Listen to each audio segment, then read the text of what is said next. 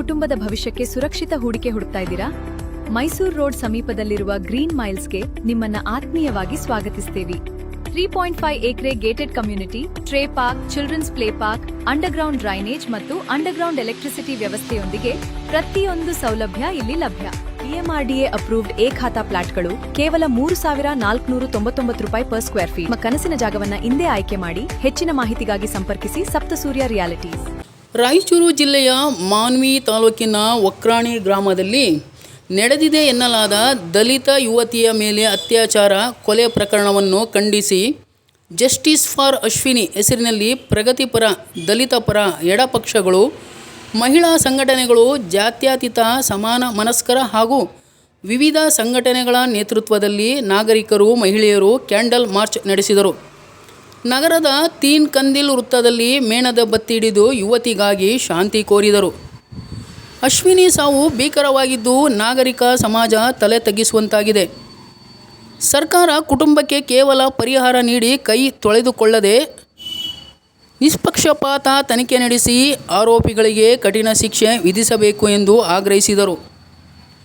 ಈ ವೇಳೆ ಮಹಿಳಾ ಸಂಘಟನೆಗಳ ಮುಖಂಡರಾದ ವಿಜಯರಾಣಿ, ಮಹಿಳಾ ಮುನ್ನಡೆಯ ರಾಜ್ಯಾಧ್ಯಕ್ಷೆ ಚೆನ್ನಮ್ಮ ಸಾಹೇರ್ ಬಾನು, ಹನುಮಂತ ಕೋಟೆ, ಹೋರಾಟಗಾರರಾದ MR ಬೇರಿ, ಶರಣಕುಮಾರ ಮುದ್ದುಮ ಗುಡ್ಡಿ, ಖಾಜಾ ಅಸ್ಲಾಂ ಅಹಮದ್, ಆಂಜನೇಯ ಕುರುಬದೊಡ್ಡ, ಜಮಾತ್ ಇಸ್ಲಾಂ ಜಿಲ್ಲಾಧ್ಯಕ್ಷ ಅಸೀಮುದ್ದೀನ್ ಅಖ್ತರ್, AIDYO ಜಿಲ್ಲಾಧ್ಯಕ್ಷ ಚನ್ನಬಸವ ಜಾನಕಲ್, ಅಂಬೇಡ್ಕರ್ ಸೇನೆಯ ಅಧ್ಯಕ್ಷ ವಿಶ್ವನಾಥ್ ಪಟ್ಟಿ, ಕಾಂಗ್ರೆಸ್ ಯುವ ಮುಖಂಡ ಫೈಸಲ್ ಖಾನ್ ಮತ್ತಿತರರು ಉಪಸ್ಥಿತರಿದ್ದರು.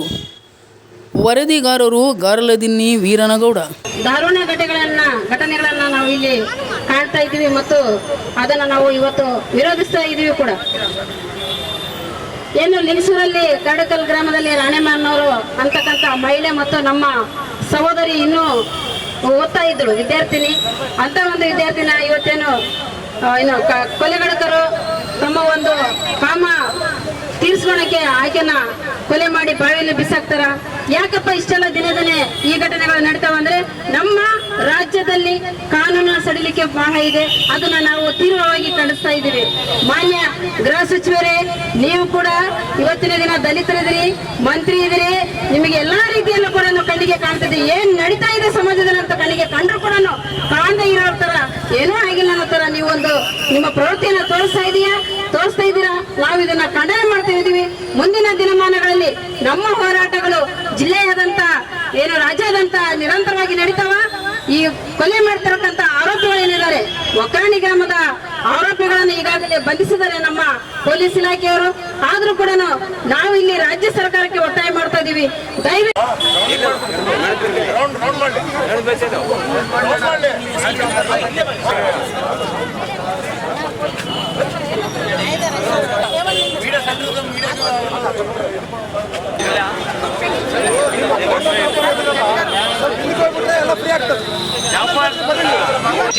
ಮಾಡಕತ್ತೀವಿ. ಒಂದು ಡಿಸಿಪ್ಲಿನ್ ಕಾಣಬೇಕು.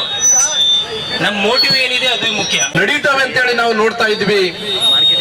ಆದ್ರೆ ನಮ್ಮ ಅಕ್ಕಪಕ್ಕದಲ್ಲಿ, ನಮ್ಮ ಮನೆ ಪಕ್ಕದಲ್ಲಿ, ನಮ್ಮ ಜಿಲ್ಲೆಯಲ್ಲಿ ಇಂತಹ ಒಂದು ವಿಕೃತ ಕಾಮಿಗಳು ಏನು ವಕ್ರಾಣಿಯಲ್ಲಿರ್ತಕ್ಕಂಥ ಅಶ್ವಿನಿಯ ಮೇಲೆ ಕಾಡು ಮೃಗಗಳಂತೆ ವಿಕೃತ ಕಾಮಿಗಳು ಅಟ್ಟಹಾಸವನ್ನ ಮೆರೆದಿರ್ತಕ್ಕಂಥದ್ದು ಒಂದು ಕಡೆ ಆದ್ರೆ, ಲಿಂಗಸ ಮಹಿಳೆಯ ಮೇಲೆ ಕೂಡ ಅತ್ಯಾಚಾರ ಮಾಡಿ ಆ ಮಹಿಳೆಯನ್ನು ಕೂಡ ಹತ್ಯೆ ಮಾಡಿರ್ತಕ್ಕಂಥದ್ದು. ಇತ್ತೀಚೆಗೆ ಈ ರೀತಿಯಾಗಿರ್ತಕ್ಕಂಥ ದಲಿತರ ಮೇಲಿನ ದೌರ್ಜನ್ಯ, ಈ ಎಲ್ಲ ಘಟನೆಗಳನ್ನು ನಾವು ಇವತ್ತು ಜಿಲ್ಲೆಯ ಜನತೆ ಕಣ್ಣಾರೆ ನೋಡಿದೆ. ಇಂಥ ಒಂದು ಘಟನೆಯನ್ನ ಖಂಡಿಸಿ ಇಂದು ರಾಯಚೂರಿನ ತೀನ್ ಕಂದಲಿಯಲ್ಲಿ ಜೀವ ಪರ, ಮನುಷ್ಯ ಪರ, ಮಾನವ ಪರ ಕಳಕಳಿ ಉಳ್ಳಂತಹ ಎಲ್ಲ ಪ್ರಗತಿಪರ ಮನಸ್ಸುಗಳು, ವಿವಿಧ ಸಂಘ. ಇವತ್ತು ನಾವು ಅಶ್ವಿನಿ ಅವ್ರ ಮನೆಗೆ ಹೋಗಿ ನೊಂದ ಕುಟುಂಬದ ಜೊತೆಯಲ್ಲಿ ನಿಂತು ಮಾತಾಡಿ ಬಂದಿದ್ವಿ. ಇವತ್ತು ಅಧಿಕಾರಿಗಳು ಕೂಡ ಅವತ್ತು ಅವರು ಕೂಡ ಬಂದಿದ್ರು. ನಾನು ಹೋಗಿದ್ದೆ ಎಲ್ಲ ಕಡೆನೂ. ಈಗ ನಮ್ದು ಮಹಿಳಾ ಮುನ್ನಡೆ ಸಂಘಟನೆಯಲ್ಲಿ ನಾವು ಈ ತರ ಕೇಸ್ಗಳನ್ನ ನಾವು 2002ರಿಂದನೂ ಇದನ್ನು ಶುರು ಮಾಡ್ಕೊಂಡಿದ್ವಿ.